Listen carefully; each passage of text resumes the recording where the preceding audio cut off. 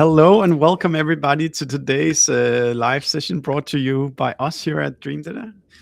I'm Stefan. I'm the CMO of Dreamdata, and I'm quite excited today to talk with someone who knows more about this topic today than I do, because Natalie Furness is let's call her a RevOps expert, and I am definitely not a RevOps expert, but she has a very promising pitch for us today, which is to scale our revenue without headcount. And I think that's an aspiration a lot of us that runs companies really desire, but actually doing is hard, and it's hard to get out of this kind of hiring people to solve problems cycle. Natalie has built a very successful RevOps company called RevOps Automated, and Natalie, maybe you can just kind of take it from here and like explain your kind of how did you get into RevOps, what's your background, and then what is like the day-to-day tasks of RevOps Automated. Well, thank you so much, Stefan, for having me here today. So lovely to meet all of you. My name is Natalie. I am the CEO and founder of RevOps Automated. We are all about building technology that works for people so that we can help businesses improve their team's productivity, performance, and ultimately that profitability that we're talking about. We do that through leveraging the latest technologies. So we're doing a lot of AI implementation now, but we also are still implementing CRMs before businesses that have too many spreadsheets. We're putting in platforms like Dreamdata and all other sorts of reporting tools to allow people to make better decisions about where they spend their money. Because of course, if you can spend your money in places that are going to develop more profits, you don't need as many people in terms of headcount. In terms of how I got into RevOps, I think if you speak to any RevOps person, we always have a completely different story. So like, I've always kind of looked backwards and thought like, how did I get here? And actually, I'm one of those people that's been blessed with having a lot of different experiences. So I was working in sales really from a very young age. I worked in retail. I had a first sales job at university. I sold mobile phones like on the streets. Like I was a charity door knocker when I traveled. So I got to experience what selling felt like from a very empathetic point of view. I then moved into clinical operations. I actually studied a degree in neurophysiology and biomechanics and worked in the clinical side. But I became obsessed with the patient's experience of healthcare and how the processes and systems changed their experience of healthcare. And actually after that, I ended up going into marketing for a brief period of time, marketing for health tech companies and setting up the marketing operations, more on the communication side, sharing the kind of values and visions of health tech because I knew a lot about it. And it was actually, I think, the consolidation of all these experiences that led me to kind of think like, actually, the thing that I enjoy the most is making the technology work for the sales team, work for the marketing team, work for the CEO. And I remember it was during lockdown, and it was just that first lift where we were allowed to travel. And I went to Paris to meet some people I made friends with on Twitter. And it was that moment that I like reflected on like, what does Natalie really love? And it was really that bridging the gap between those departments and helping the employees perform better, because if you look after your employees look after your customers, and I do that through revenue operations. So yeah, that's my story. That's a really good story, Natalie. Maybe if there's just people that haven't really connected too much with the RevOps people, maybe we could do a little kind of digging into kind of what are typically the processes. You said it a little bit, but what are typically the processes that RevOps handles for companies? And after that, what typically makes a good RevOps person? Yeah, so this is a challenging one because still today, not every business has a revenue operations function. No. Now, if you are a marketer or a salesperson and you're sitting there and you're like, well, I've got an admin for my HubSpot or an admin for my Salesforce, they're RevOps, right? Not quite. So I like to see revenue operations as a business function. So it's like saying, my marketing person. We know marketing is a business function, the same way sales is a business function. today, because we have so many technologies and tools, revenue operations become a function. And the function of revenue operations is to listen to all the departments and to the C-suite and understand, how do we architect a infrastructure that aligns marketing and sales and onboarding. We can report on what's happening so we can make better decisions on how to optimize those departments. Now, that's at a strategic point of view. And a lot of you may not necessarily have direct communication with that person in RevOps if you have a RevOps director. What you will see day to day in your RevOps team is perhaps a RevOps analyst who does ticket management. So we have two functions of RevOps, the strategic and the tactical.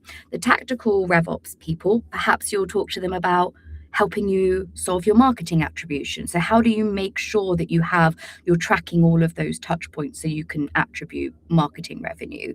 You'll talk to them about, how do we optimize speed to lead? So when someone fills out a form, how do we make sure that it's scored correctly and we have the right salesperson addressing it? And one of the things I think a big people miss out on is the close lost analysis. We've done this for a few companies. And I love it. And marketers love it when they get the information. It's, why did we lose that deal? Because when you start understanding why you're losing deals, and if we as RevOps can bring that back into marketing teams, you can actually start designing your top of funnel like content and all those sort of like communications to address those issues top of funnel. So Yeah. you see, we're really about like, how do we bring the data, technology and processes and help each department? I hope that helps a little bit, Stefan. Of course, there's lots of other projects and I can talk about many. It definitely does, and it's almost like you're somebody picturing this like confession setup where like sales talk about their confessions and marketing talking about their confessions, and then you're the, I don't know, psychologist in the middle that has to kind of put all these thoughts together and then bring out a system out of them.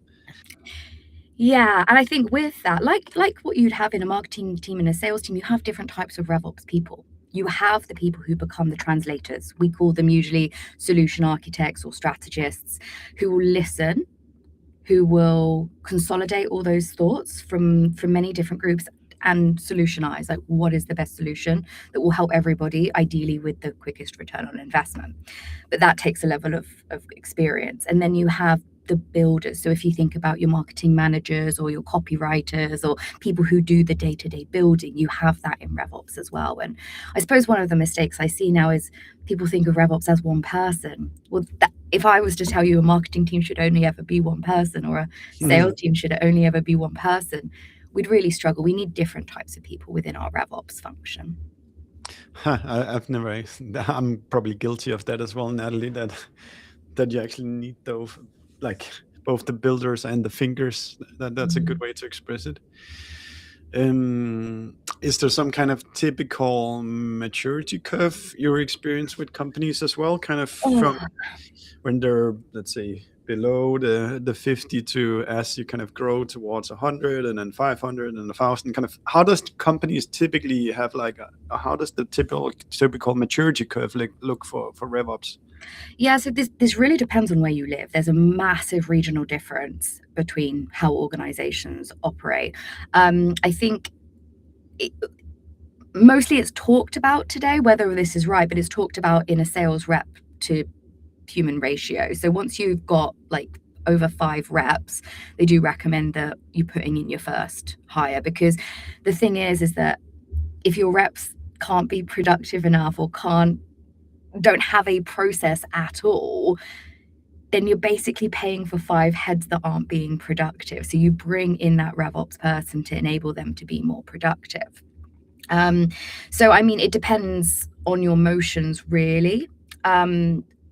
But I would say if you're gonna, the time in which you at least implement a CRM, even having a fractional solution would be helpful.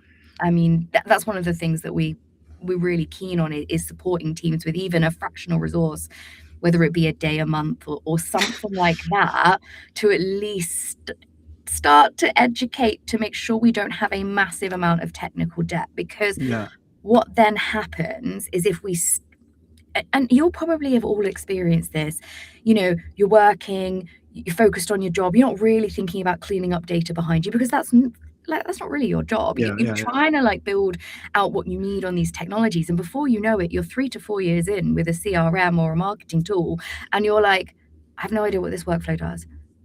And why is this attribution overwriting this attribution? And why, when I do this report, is this data not right? Well, unfortunately, if you haven't built a data strategy before you implement a CRM, your reports probably won't ever read quite right. So I'd say, partner with a external provider or a partner who's expert. Have fractional support if you're smaller, but then when you start to onwards, reps start hiring. And I think what we've said is maybe one person can manage up to about 10 reps, and then you're going to need to start thinking about having a more strategic head and then a couple of builders. But there is so many different schools of thinking of how to do this, but I'd say the earlier the better. We've just had a business come to us who have just raised their Series B, and they were honest in saying they'd spoken to 4 different partners, and every quote to fix their system was far above what they expected, because it's fixing the technical debt. So it's just bearing in mind, if you wait too long, the actual fixing of the technical debt is going to cost more than what it would have been to start earlier. That's interesting, but it definitely resonates with me that when we had just a few salespeople, it wasn't really a problem, because you could just kind of talk over the desk and get things resolved. But I don't know what the sales and post-sales team is now, but it's 30 or 40 people, and then it really matters whether you can you just find these incremental improvements once a month or once a week or something like that, then the whole team constantly gets more efficient. I mean, there's a crazy thing as well. If your best reps feel like they're being treated unfairly, they'll just leave. We've seen that before. If they feel like they're not being routed leads fairly, if they feel like their quality of leads that they're getting isn't as good as somebody else's, they'll say, I'll move somewhere else that's got a better infrastructure. We've heard as well from CROs where they've hired reps from really reputable companies into their business, and the reps have gone, this technology won't help, this infrastructure won't help me sell. Bye. Because more and more today, top performers are rating technology. I know marketers who refuse to work on certain platforms because they know that it's going to reduce their productivity. And if you come in and you see data is wrecked, and suddenly as a marketer, you're under pressure to deliver a conversion metric across all your life cycle stages, and you're like, well, these life cycle stages make no sense to the business. Very, very, it makes a lot of sense, Natalie. I think we should almost do let's try to do a before and after AI milestone. So before these last years, in terms of AI, what were typically the places where you could kind of help companies find efficiency or unlock potential that they hadn't really kind of optimized or relieved? What would be kind of your typical go-tos pre-AI to help your customers? Yeah. Okay. So I'm just thinking it's hard because I'm gonna have to take my mindset back to 2 years ago when I was thinking pre-AI. Okay. So I mean, or maybe there's some kind of evergreen problem. Yeah. So I mean, we would always work through what we call the bow tie. The bow tie revenue model, which for those of you who aren't aware of, what happens you've seen funnels that go like this. You've got to imagine the bow tie goes like this, and on this side you've got your top of funnel, middle of funnel, bottom of funnel, opportunity, pipeline, and in the middle you've got the committed customer. Then the other side you've got onboarding, seen first value, reoccurring revenue, net revenue retention, and growth. Yeah, so that's the model. So what we'd be looking at is projects all the way along that to create value within that company. So it starts with understanding like what is the issue. Speed to lead is always a massive one, which is, how quickly are your reps actually getting the leads and notifying on like how urgent they are based on their score. So lead scoring, all of that, because the best way to improve productivity within your sales team is or performance is to improve their focus on things that are going to close the fastest with the largest, deal value. So, you want to fill their capacity with stuff that is of the greatest value. So that was always something that we would focus a lot on.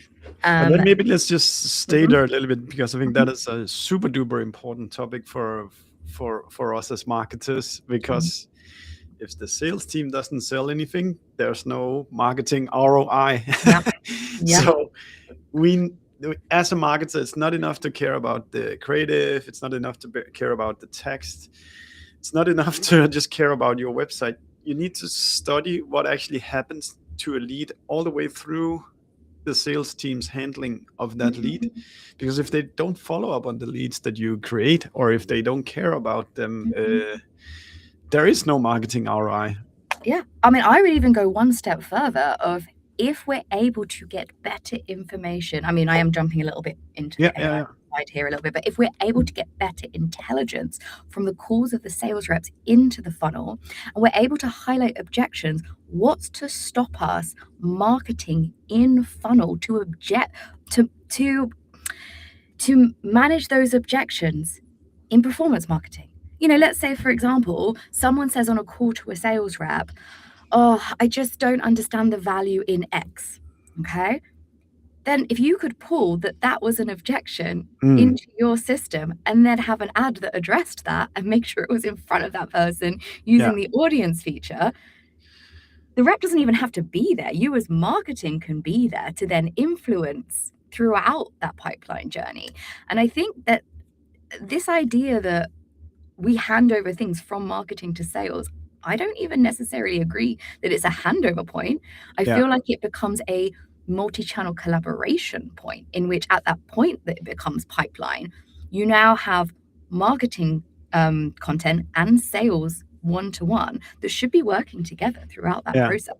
That is a really good advice, Natalie. And I think many benchmarks amongst that our own also said that like the group of stakeholders that are involved in deals are now also getting larger, because every piece of technology is being scrutinized for, do we really need this at the moment? And one of the reactions we have at least done at Dreamdata is to actually, we normally stay pretty focused on the marketer as we kind of try to pull them in. But as a deal is created in our sales pipeline, we try to expand the group of people in that company that receives our ads, because we know a lot of people are going to be looking at this decision whether you should buy our product or not.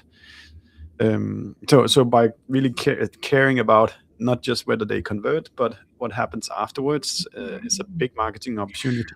Well, and this is the thing, because I've been speaking to a lot of marketers about moving into this ABM model, because marketers are in different levels of maturity in terms of like whether they're doing direct to individuals or looking at account-based marketing. And like one of the things that I've seen marketers struggle with is actually being able to report on the performance. There is a new way of, when you move into ABM, this idea of reporting on life cycle stages on contact level, we need to switch from that. We need to be looking at reporting on life cycle stages and account penetration on a company level, because I'm seeing this real breakup between the way marketers report and the way sales report. And it's very difficult to tell the story, because sales are all talking about accounts and marketing teams to be talking about contacts and number of MQLs. So we've been rethinking how we do this in terms of like understanding when a company becomes an MQL, like because you have at least one, you might even say like to become an MQL, we need to have at least 2 stakeholders that are engaged, for example. Yeah. And then you might say, okay, well, what's the level of penetration within that MQL that marketing has managed to achieve? It is just like, so then you can tell the same story that the sales team is saying as well. And another thing that we've been doing is to help sales is when there is another contact that is engaged and becomes an MQL at that account, is actually sometimes, not always, depending on the business, is automatically associating them with the deal or opportunity, depending on if you're a HubSpot or a Salesforce business, and then alerting the team, have you got in contact with this person? Because you're multi-threading, they're engaging with our stuff as well. Because you're right, Stefan, I think the numbers have gone from, there was a state of sales report that came out at the beginning of this year, I think, and it mentioned that the number of decision makers has raised from like something like an average of 8 to like an average of 13 or 15 people that are needed to make a decision now. Yeah, I think ours said like from 7 to 10 or something like that, but like the trend is clear that more people are getting involved. And Natalie, I'm curious, do you still, maybe I've been living in this ABM bubble too long, but do you still see that the sales team is focused on the account and the marketing team celebrates the leads, or there's just no kind of understanding? It was literally just last week, which I was talking to a marketer and I suddenly realized that they were doing ABM thinking, but contact reporting. And they were struggling to understand why they couldn't tell the story. So a lot of the job of what RevOps does becomes education, becomes like, sometimes I don't feel marketers are valued enough when they are sitting in board meetings. And more often than not, they're not telling the story the same way that lines up with the way that sales are telling the story. And it's that disconnection which breaks trust within that kind of senior executives.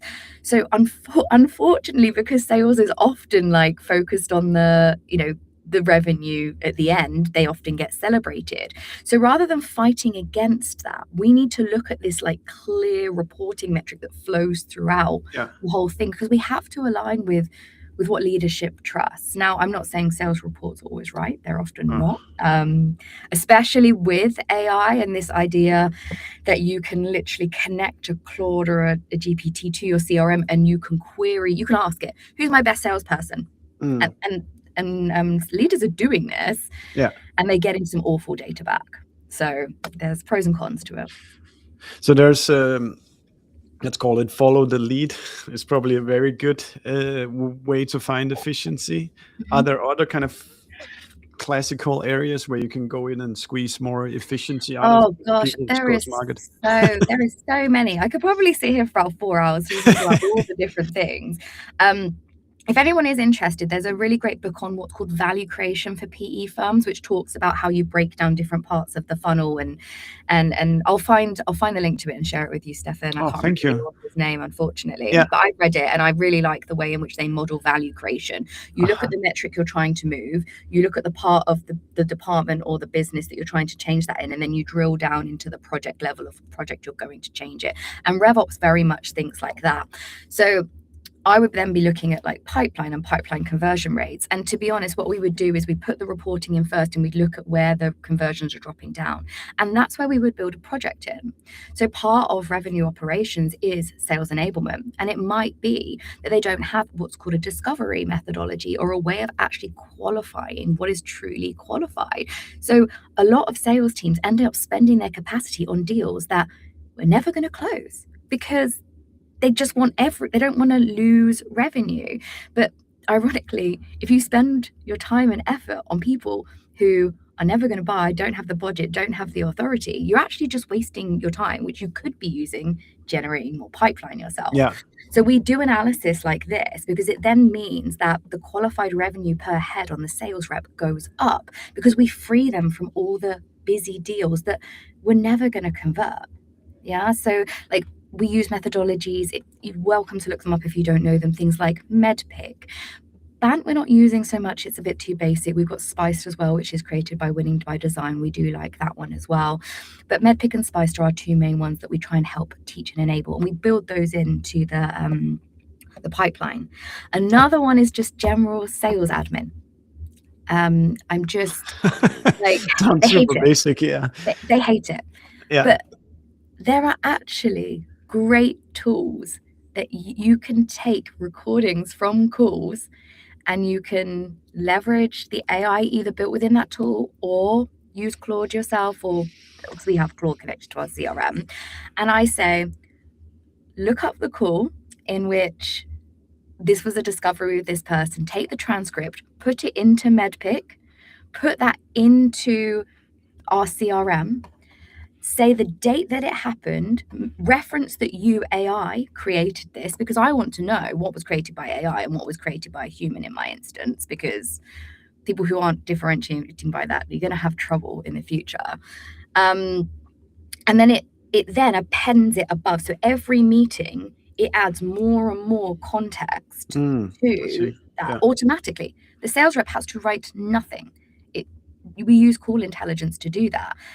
And then we can actually run deal probability and forecasting based on call intelligence. Yeah, that's very handy. And that improves forecasting. I mean, there's so much we can do when it comes to intelligence from actual meetings with prospects. And for marketers, having those transcripts and those actual things in the CRM is gold, because then you can do proper deal loss analysis and improve the way in which you're marketing, and therefore get more pipeline in that's qualified. There's definitely some, let's kind of call it timely words here. So I know the like MEDPICs and bends, but how does that relate to something like lead scoring, which is probably a little bit a step earlier than this, or like intent scoring, engagement scoring? Is it all part of the same, or how do you kind of view it, Natalie? Okay, so when you're doing, sorry, I'm like, you're really going deep here, Stefan. Yeah. So when you're thinking about like intent scoring and lead scoring, these are things you do without speaking to a human. Got it. Okay, so this is what I call like pre-lead, like enrichment. Okay, and this is what will help your reps go out to understand if there is a true opportunity, because you want them to be focusing on the lowest hanging fruit. So exactly. Lead scoring is bringing them lowest hanging fruit, but you can't guarantee, and I think this is a thing as well, and maybe this is where education needs to be, is marketers' job is to bring the lowest hanging fruit to optimize the capacity of what sales reps prospect and go after. Got it. Marketing's job, apart from of course through website, in inbound inquiries, different. So create these sort of like MQLs aren't necessarily, if we're even using MQLs, I feel that's another whole nother topic. But these people who are showing some engagement, some intent, some knowledge of the brand, you're giving them low hanging fruit. Okay, it's much easier than sales teams creating their own cold lists and going after cold stuff. Okay, but you're also bringing them the inbound, the hand raisers, and you're scoring them as well. So what you want to be doing is, of course, anyone who has intent markers and they've raised their hand, you put a top priority list for a salesperson. And then you've got these other warm things that you can say, look, this stuff is also high intent. If you're going to do outbound prospecting, we would highly recommend engaging with these because they know our brand, they've engaged with us. But you're going to have a different messaging for both of those, we hope, or you're educating your sales teams to go after them differently. But once they get them in that call, they need to actually diagnose if they are qualified. Now, if you have got an account that matches your, matches your size, matches your revenue figure, you've got like a job title that you think is right, and they come inbound, but a salesperson comes onto a call and they're like, oh yeah, I'm just doing some like fact finding because like we're thinking about this sometime next year. Well, there's no critical event or timeline or decision. So that would be disqualified based on the critical event or timeline.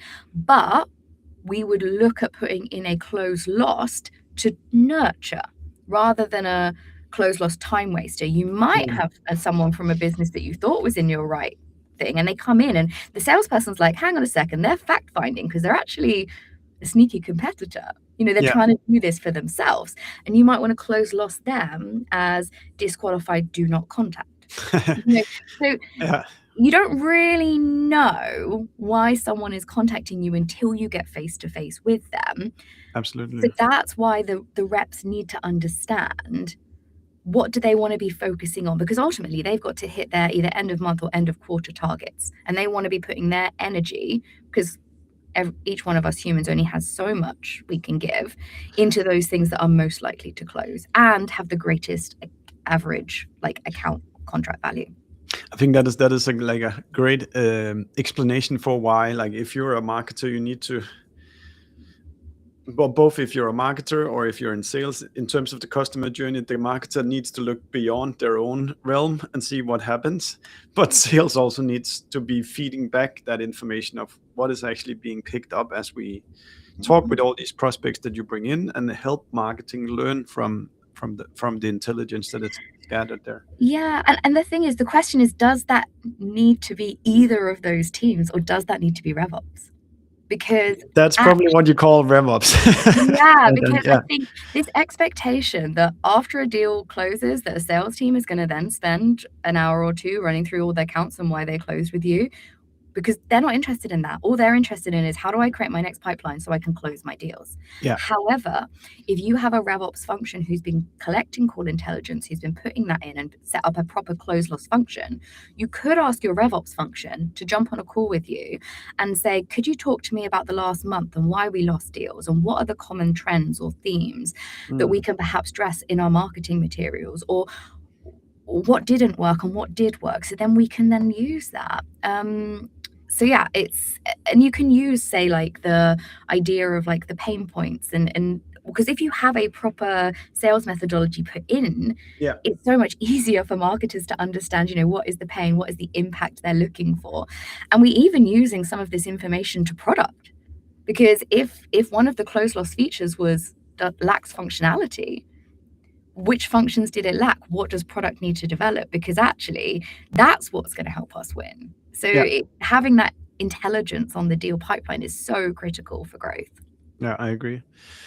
Wonderful, Natalie. Let's try then to like draw a line in the sand here. And if we look towards the promise of what we call this episode, scaling revenue without headcount, I'm quite sure a lot of this is about what's happening with technology at the moment, where all these things are kind of converging into AI products, and these AI products can have agents that automate a lot of different stuff. But maybe maybe you can start by describing kind of how you're seeing the technology stack in this AI turmoil right now, and how do we help companies go from this fantastic potential of AI into actually creating revenue, actually creating value, scaling without a headcount?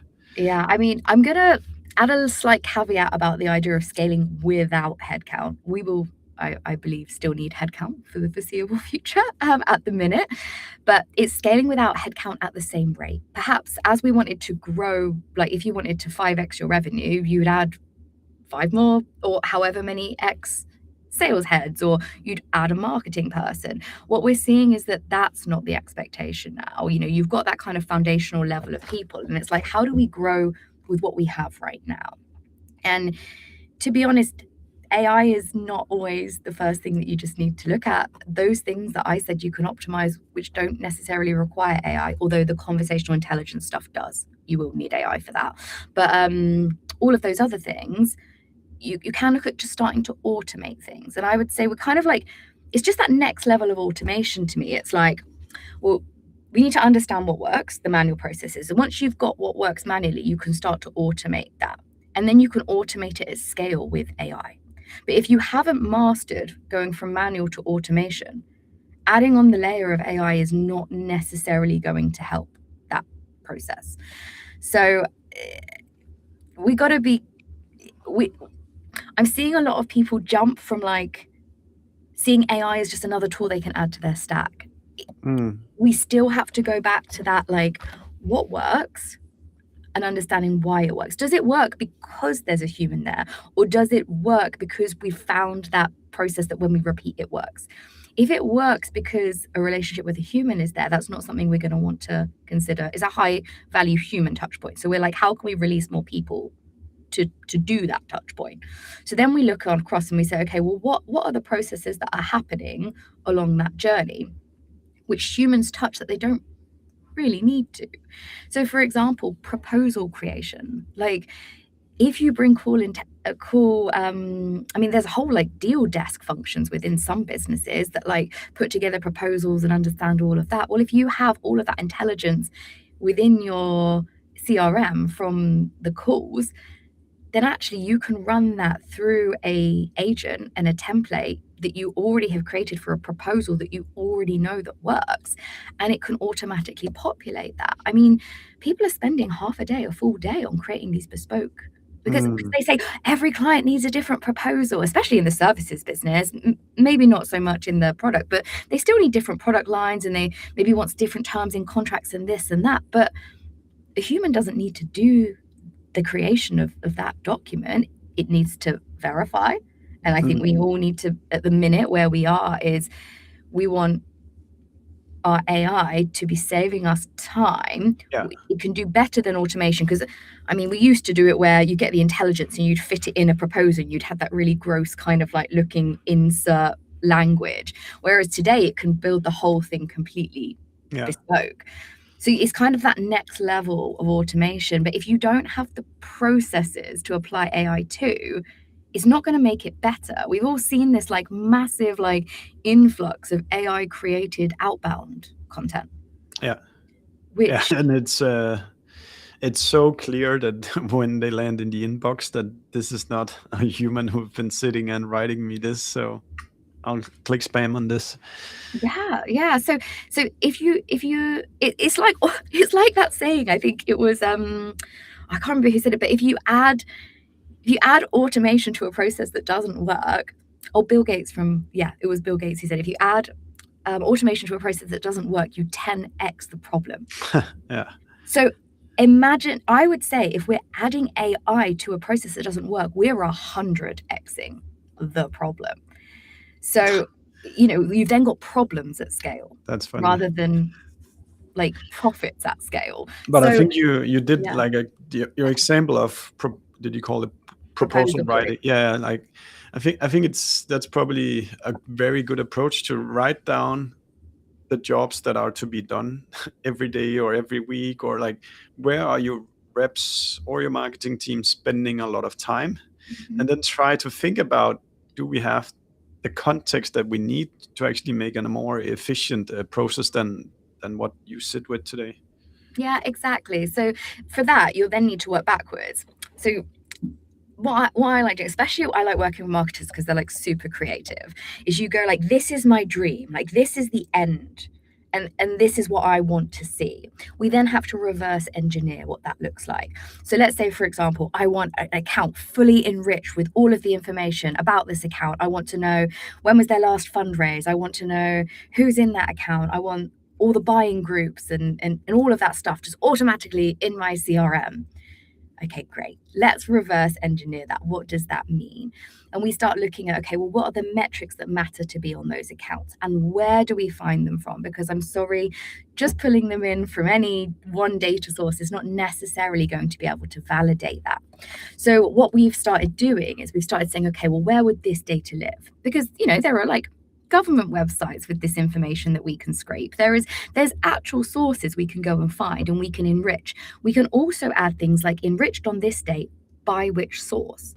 So then if there's things that are starting to come up that we're like, we don't trust this point, we're like, okay, we're seeing consistently that this data provider, it's coming up low trust by our team. Okay, then we can switch that out. It's not a case of just like putting something in and then like it's 100% right. Then we can look at, okay, well, we want to add people that work there. Okay, well, that's maybe going to be, we're going to need either a Clay, or we're going to need to API into LinkedIn, or we're going to need to use something else to then pull those people in. And then based on their job title, we're going to need to mark what we think their buyer like profile was going to be. But that is a lot of like work to figure out. But that's why we have RevOps, because we're the geeky tech people who can turn like your dreams into a reality. But it does take time. It's not just AI fixes things, because RevOps is now becoming the business to prompt, like becoming the department that writes the prompts for the AI. But to write the prompts, we still need to know like what matters. And it's very much like engineering, just without necessarily needing code. We still have to do that engineering process stuff. So I think I'm seeing a bit of a disjoint between what people's expectations are of what AI can achieve without any effort.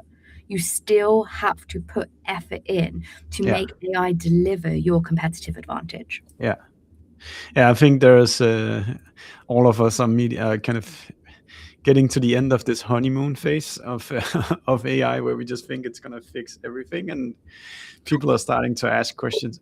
Wait a minute, this is not just a gimmick. I need to actually like get concrete value out of playing around with these things. So I find the best, and this is how I've started looking at it, even within my own company. So I can talk about it through a couple of different lenses. I can talk about what we've seen works for our clients, but I can also talk about what's working for me as a founder CEO, because we started up like an AI steering group, and An AI steering group? Yes, we have an AI steering group within our company. They meet twice a week and they talk about what value that we can deliver with not only internally, but for our clients, leveraging AI. And are these AI agents, or are these people? No. These are people. These are people. Okay. Well, I mean, there is a lot to be said for bringing AI to your meetings. I mean, we could talk all about like how we view AI, and if you want AI to be able to make decisions like you have to bring it everywhere with you. I mean, we do record every single one of our calls. I mean, I'm probably going to take this and take the transcript and do something with it afterwards.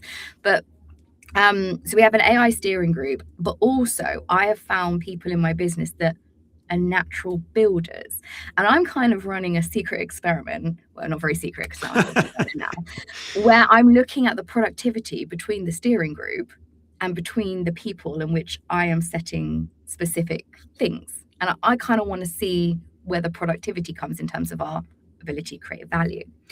But I would say if you are thinking about either one of those methods, start with, you've got a department, you want to pick a process, and then you want to find the smallest change within that process that you can use AI on. Because if you make tiny little changes, what that will do is that will improve that process. And once that process is improved, you then do the same method on the next one. And then it's the cumulative effect of improving all of those. People are trying to boil the ocean with AI. I'm seeing a lot of people being like, oh, let's just build a sales enablement platform with AI. And I'm like, is that even what sales will use? We need to be thinking like product people. That's so good advice, Natalie. I was just about to ask you kind of what is the tangible way here to go about, but I so much agree with you. Instead of trying to make this boil the ocean approach and just fix everything at once with AI, like single out the things that are most ripe for it first, and then get it working there. I can give you one very specific, I mean, this is not to do with marketing and sales, this is actually a financial operations one. I can give you a very, very specific way in which I found a tiny little process within our business that I'm going to build it myself actually on this one. So I spoke to our accounts administrator who does a lot of, like, she works with our bookkeeping company, and she has been submitting bookkeeping a little later than we'd hoped every month. And I don't think that's a her problem. I actually think it's a me problem, because as a business owner, I am required to provide all my receipts for everything. And for those of you who have lots of receipts, you'll know how laborious that is. Of course, you can use tools like Dext, but you still have to take that human action of either forwarding something to Dext or sending it to Dext. A human has to do that. So I spoke to her and I said, okay, which account are we having? Okay, she's got like maybe 25 different business accounts, because we do lots of trading across the world and things like that. And I was like, okay, out of these 25, which is the biggest issue? And she told me one specific account that has the most transactions on it. Okay, right. Within that, is there a specific person that is the biggest culprit of not sending you information? And she says, yes, Natalie, it is you. I was like, okay, great. So what I can do then is and I said, how do you know this? And she says, well, on our zero, we can see lots of red. next to these transactions, which means that there's no receipt that corresponds with it. Mm. Okay, so our baseline measure, so we start with a baseline. Our baseline measure is the number of reds on zero. Okay, we've identified that the biggest problem is me. Yeah. And I don't have that much time.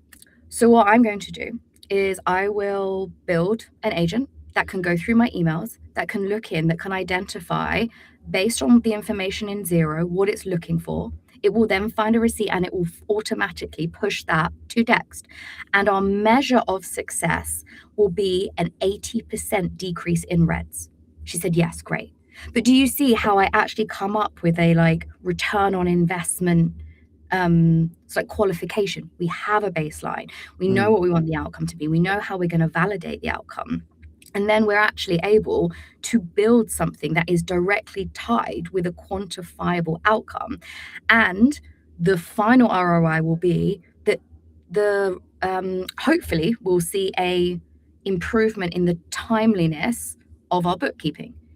Now, we might not see that through that one iteration, but if we then go to the next account that's a problem or the next person that's a problem, after doing that 3 times, she might hit her target every month. And then that is a serious impact for the business because we were thinking of hiring her an assistant, which would have been headcount. But can we do it without that?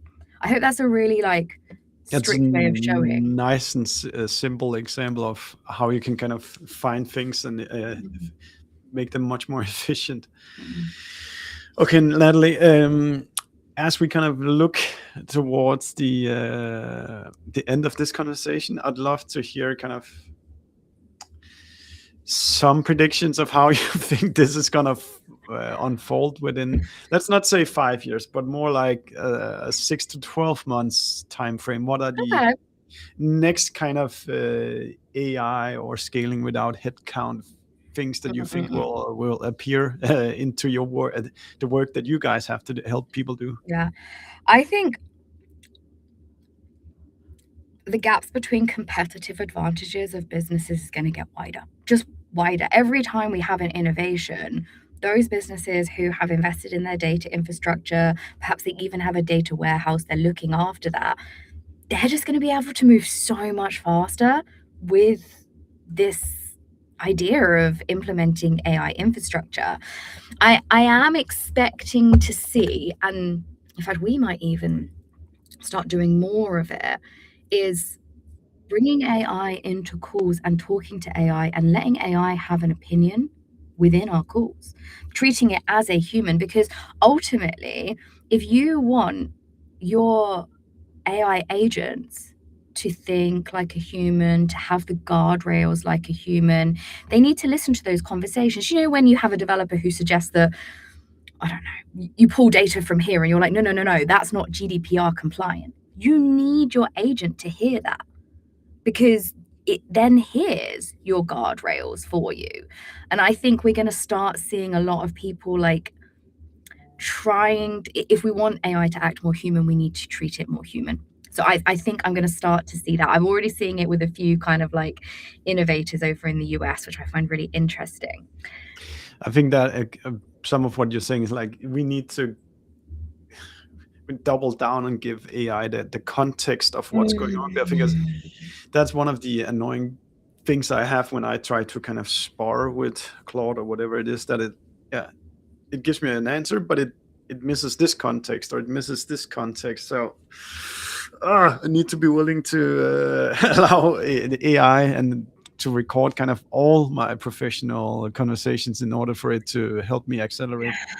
Yeah, and I mean, to be honest, like the only reason I'm using ChatGPT and Claude, both of them, because I'm one of those experimental people. But because I've been talking to ChatGPT for like 2 years now, maybe not that long. I can't. Time seems to fly. I don't even know what time length we have anymore. But yeah, probably for 2 years actually. Yeah. And I've been sharing with it my thoughts and my visions, and I've been talking to it like it's my fellow CEO. You know, I remember being in Germany and being at a conference and just walking down the street talking to it about like my talk and what it thinks I should talk. And then I would criticize it and I say, no, I don't think that. And the more and more I've talked to it now, when I have conversations with it, it does remind me of what I thought previously, and ask me if that's what I really mean. So it has that context of my way of thinking. Yeah. So I do find myself naturally gravitating towards that. However, I do use Claude a lot more for the data analysis and things within HubSpot CRMs and Salesforce CRMs, because it just seems to have a more logical way of thinking like that. It's also better for visuals than I've found ChatGPT. So I'm keeping both of them at the same time. But yeah, right now I am just at that point where we're trying to record everything. And then we are planning on giving that entire context layer to our AI. And I think this is the thing. It's like building up that context layer. HubSpot and Yamini from HubSpot are talking very much about building a context layer, because you can't expect AI to come to a conclusion of what you should do next if you don't provide it with that context. And that's very interesting. you need to provide it with that global context. We've got one client who's actually been using AI for performance marketing for over a year, because they use it across their data warehouse. I think they have several different Salesforce instances, several different HubSpot instances, all feeding information into a data warehouse. I think it's Google BigQuery, but there are others in the market, Snowflake, Redshift, all those kind of things. But because at the PE level, they're able to tap into that warehouse, they've got a massive context layer. So I think these buildings of context layers are going to become more popular with the forward-thinking businesses. And I think, unfortunately, we're going to see a massive gap with the laggards, because the adopters versus the laggards is just going to get wider. That's very. I think you're completely right, Natalie. But it's also like partly scary, partly encouraging. I think a lot of us who've been using AI the last 2 years have kind of hit like a plateau.